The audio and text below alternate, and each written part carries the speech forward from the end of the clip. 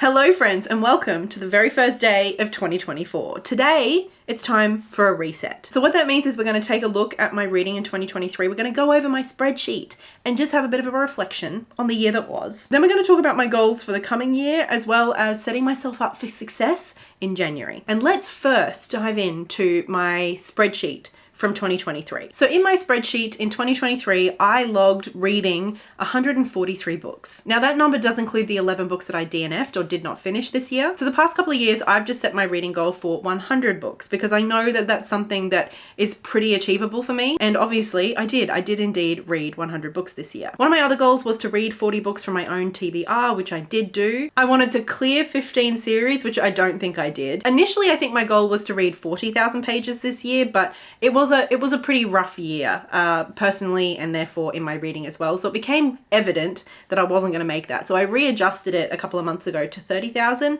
and I did meet that. I read 34,611 pages this year. And then I also set a nice little goal for myself of rereading 8 favorites. And I did that. I read 9. So that's another win. Then an additional goal that I set myself at the beginning of the year was to read 10 tomes. And my plan was to ask my patrons to vote on which I would read each month. And then I was going to do a spoiler-filled reading vlog. And again, because I had several months of the year where I just was really struggling reading, we'll talk about that later, I didn't quite make that, but I'm also pretty proud of how much I did do, even if I didn't quite meet the goal that I set myself. So I did read 7 books that I had on my list of tomes, and I DNF'd one of those. So I finished 6. So the big books that I read and did full spoiler-filled reading vlogs of was Priory of the Orange Tree, The Golem and the Jinni, Babel, The Winter Garden, and then The Witch King I did do a video of, but I DNF'd it. And then this year I also read The Hidden Palace, which is the sequel to The Golem and the Jinni, and Katey. So for someone who used to avoid anything over 350 pages,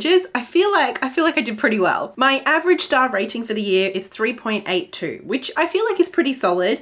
And as you can see here, my ratings definitely skew to the 5 stars. Indeed, that is the star rating I gave out the most. Now, to be fair, I think that might be skewed a little bit by how much Natsume I read this year, and I didn't give every volume 5 stars, but I gave a lot of them 5 stars because that is my favorite manga series. So in total, I gave 31 books 5 stars, which is pretty solid. That's like almost a quarter of what I read. I loved. Then I gave 17 books 4.5 stars. Obviously they were also books that I loved, and I gave 25 books 4 stars. There was 43 books that either got a 3 or a 3.5, 13 books that either got 2, 2.5, and only 2 books that I rated 1 star. Now, as for genre, we can definitely see here that there has been a huge change in my reading in the last 2 years because my most read genre was fantasy. I read 42 books this year that I classed as fantasy being their primary genre. My next most read was paranormal with 21 books, and they are all, I think, volumes of Natsume. That's closely followed by 20 contemporary and 19 nonfiction. Then there is 15 mystery books and a smattering of a few other genres. As for how I read my books this year,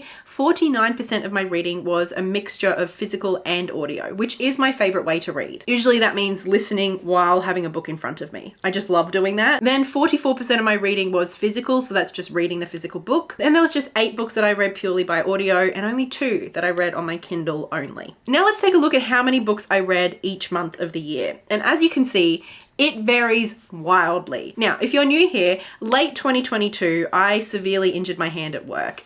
And that was something that was an ongoing issue. It's still sore. I'm still having problems. But especially kind of, I would say, February to like June, my mental health was completely shot as a result of how much pain I was in and how much stress it was causing. You can see in March and April, I was kind of trying to push through. I read a couple of books.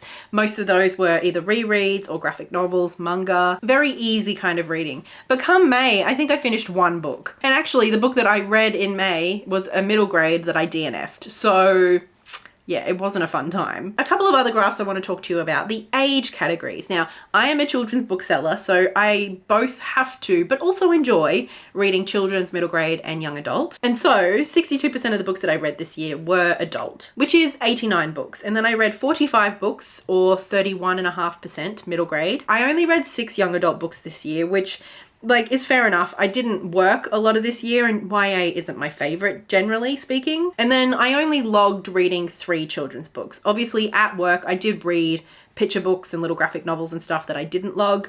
But in terms of the books that, I don't know, I guess I felt like I wanted to keep track of, I put 3 on my spreadsheet. Now for the authors, 50% of the books that I read were by authors that I had read from before. 41% of the books were completely new to me authors, and then about 10% were debut. The other thing that I was tracking is where the books that I'm reading were published. So this is not about like the identity of any particular author, it's just where those books were originally published. And I do feel like this year I've actually skewed more towards North America than I ever have. So I read 50 books that were originally published in the US or in Canada. The next largest slice is 32 that were originally published somewhere in Asia. I read 25 books that were published in Australia. Fourth largest category is 21 books that were published in the UK. 8 books that were published in Oceania, so that's New Zealand and some of the other islands in our region. And then I read only 1 book published in each South America and in Africa. So this is probably where I can see I'm like least happy with like that variety, I suppose. Specifically with the UK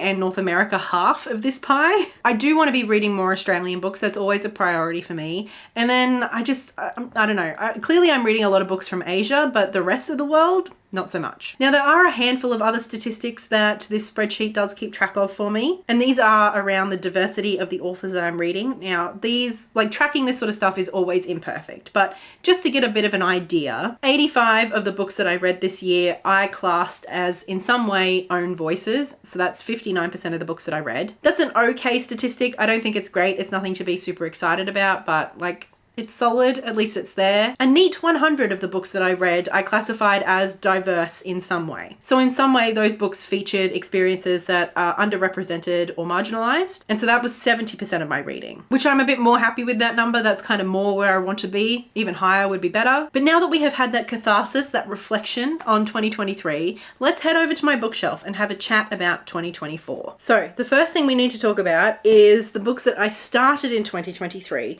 that I haven't DNF'd, but that I also haven't finished. So basically the books that we're rolling over into this year. And I have 3 of them. The first is a short story collection. It's The Djinn Falls in Love. And this I picked up for a very specific reason. There is a short story in here by Helene Wecker. She is of course the author of The Golem and the Jinni, which was my favorite book of the year. But I did find that there was a short story in this collection. And so when I picked it up, I started reading and I wanted to read all of the stories and I was really enjoying it for the most part. But then when I finally got to her story, I don't know, I guess I just kind of lost a little bit of momentum, and the story immediately after hers I didn't like very much, so I just kind of never picked it up again. The next one is a massive book. It is Ordinary Monsters. I think I started this in like October-ish. Blair bought it for me for my birthday in late September. And my Patreon members voted on this to be my next big book read that I do a spoiler-filled reading vlog of.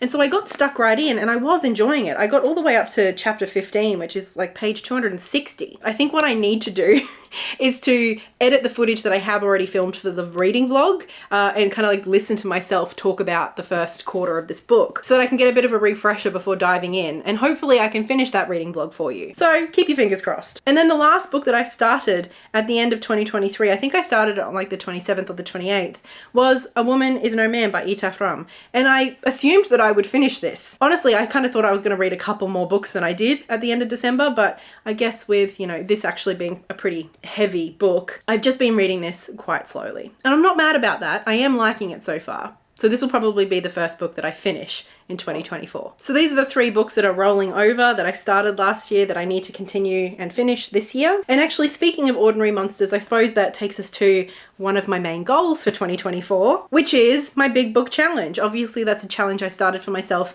last year, and I didn't read as many big books as I hoped I would, but I feel like having that goal still helped me read more than I might have otherwise. So it is a goal that I want to continue in 2024. I'm not sure I'm going to put a set number on it, and I think I will sometimes ask my patrons to vote on which big book they want me to read, but I think sometimes I will also just let myself mood read and pick myself. But the big spoiler-filled reading vlogs where I just really get to dive deep on one book and chat so much about one book was honestly one of my favorite reading experiences of the year. So I do want to continue that in 2024. And obviously I still have plenty of big books that I need to get to. So, I mean, hopefully we can get to some of those in some spoiler-filled reading vlogs this year. And I suppose like the big goal that everybody wants to know is how many books are you going to try and read in 2024? And I'm just going to be super predictable. I'm going to put my GoodReads goal at around 100 books again. Obviously, it's a lot of books, so I'm always happy when I read that many, but it's not usually a push for me. One of my other big goals this year is to read more of my physical TBR. Obviously, we recently counted all of the books on my shelf, and knowing that I have basically like 400 unread books on my shelf, it was an eye-opener. What can I say? That's not to say that I won't be buying new books. Of course I will be, but I'm going to try and prioritize the books that I already own. And I think you'll be able to see that in my content. I think a lot of the vlogs and TBRs that I build will be around the books that I already have. I mean, you saw that with my Books and Lala reading vlog. I just picked books that I know that she loved that are already on my shelf. I'm going to be doing a lot of that sort of stuff to encourage me to get to these books. Another goal that I have, it's a little bit of a weird one. It's a bit vague, but I just want to read less through audio. Now, as I mentioned already, one of my favorite ways to read, and the way that I read the most, is by listening and reading at the same time. And I do really like reading like that. I don't want to stop reading like that, but I do feel like sometimes I prioritize the books that I can get audiobooks for, you know, through my library or on Scribd. So I've just found that even though I already have the book on my shelf, I am less likely to pick it up and to read it if I don't have easy, free access to an audiobook to read along with it. There is absolutely nothing wrong with audiobooks or being somebody who reads only audiobooks. I'm not getting into that conversation. I'm just talking about for me as a reader. So there is not a particular number to this goal. It's more just something I want to keep in mind. Then another big goal that I have for the year is in terms of some topics and some groups of authors that I want to be reading more from, and that is that I want to be reading more Indigenous authors. I think that is something that I have prioritized for many years, but I just don't know that I've really been prioritizing it enough. And I suppose I'll admit I feel this kind of stronger pressure to prioritize this right now, like for myself. I guess in the context of what's happening in Palestine. Obviously, I have been and I want to continue reading books about and by Palestinian authors, but I think I need to kind of go bigger than that. I feel like where I need to start kind of branching out and learning more is with West Papua. West Papua is something that I learnt about when I traveled to Timor back in 2018. And obviously while we were there, we learned an awful lot about the history of the brutal Indonesian occupation of Timor-Leste. But in the back of my head, I always knew that I wanted and I needed to learn more about West Papua. And I didn't know where to start. It was overwhelming and I knew it was going to be horrible. So I followed some people online and I've learnt little bits, but I've never read a book. And so this year I did just kind of stumble across Morning Star Rising, The Politics of Decolonization in West Papua. Since I picked this book up, I have tried to kind of do a bit of research about some other books that might be options for me. And I've just had a hard time finding anything written by a West Papuan, and also like written kind of more recently, and that is still available and not out of print. So this is my call out to you. If you know of a book that, you know, kind of talks about West Papua, is a good introduction to this, you know, the issue. If it's written by a West Papuan, that is even better. But if not, if you know a good introduction that's available and that is like relatively recent, please let me know, because I want to read this book this year and I would love to read, you know, one or two others as well. Now with this goal, I'm not saying that I want to read like every book on the topic. I'm not going to become an expert. It's just something that I know I've been avoiding for a whole host of reasons, and I want to stop doing that in 2024. And then just briefly, the last goal that I have is to read and hopefully finish some more of the series that I have ongoing or that I already have on my shelves. I didn't really feel like I ticked off any big series. There weren't any really like big wins for me this year. So in 2024, I just want to continue making some progress and hopefully that will accumulate into something that looks a little bit more satisfying. Okay, so those are my goals for 2024 and the coming year. Now let's just have a little bit of a chat about January.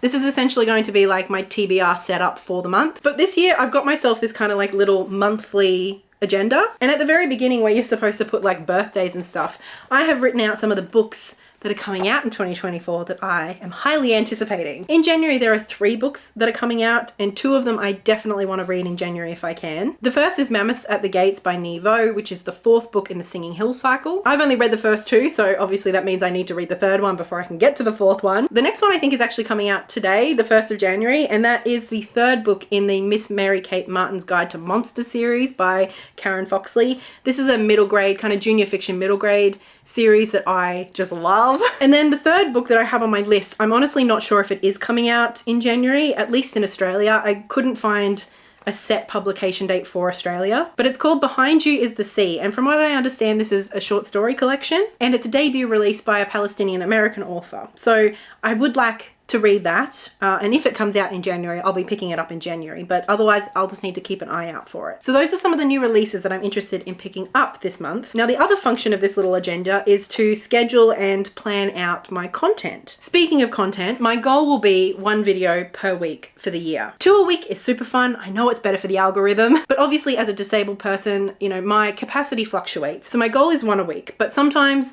if I can and where I want to, I might put out 2. And then on the side here, I've been writing out the books that I would need to read for those videos that I want to make. So I don't think I want to tell you exactly which videos and which reading vlogs I have planned for January, but I did want to tell you about some of the books that I hope to get to in January. Firstly, we have these 2. This is Dear Son, Letters and Reflections from First Nation Fathers and Sons, and it's like collected and edited by Thomas Mayer. This basically features a bunch of letters by Aboriginal men talking about masculinity and fatherhood and being a son. And it just sounds really tender and honest, and I'm really looking forward to it. And the other one is a book I've had on my shelf for so long. It is Growing Up Aboriginal in Australia. This is a series of books. I actually have a couple of them. I've got Growing Up African in Australia, which I loved, and then I've also got Growing Up Muslim in Australia. There's also Growing Up Queer, Growing Up Disabled. There's a whole bunch of them. So I am really looking forward to both of these collections. Next, I have 2 books by Palestinian authors. The first is Light in Gaza, which is a collection that was recommended actually by my friend Sonia Solomon.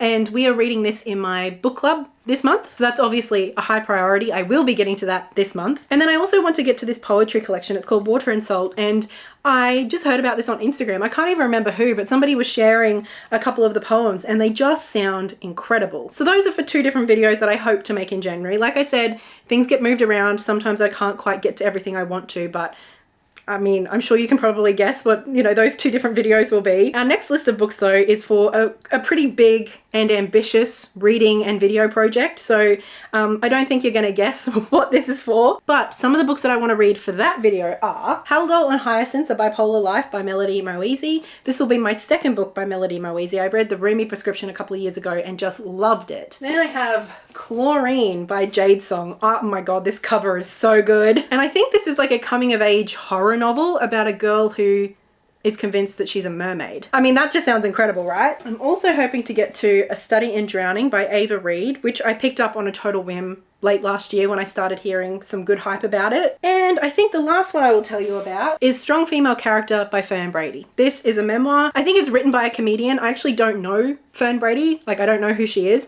I discovered this book because it's a memoir about late diagnosed autistic experience. And obviously on top of that, I will have to finish reading A Woman Is No Man. So I suppose that makes 8. And I don't have it yet, but I suppose we've already talking about how I want to read Into the Riverlands, which is the 3rd book in the Singing Hill cycle, and the 4th one, which is supposed to be coming out sometime this month. So obviously I hope to read a lot more than this in January, but this is our official TBR. And I suppose these ones at least are going to hopefully feature in 3 videos that I'm hoping to get out to you sometime in January. But that is more than enough from me for now. So thank you so much for spending this time with me. I'm looking forward to a really great year and a great reading year. A big thank you as always goes to my wonderful patrons over on Patreon, and especially big thank you to Livia, Lynette Brown, and Marie. Chat with me in the comments and I will talk to you soon. So much love and happy reading. Bye.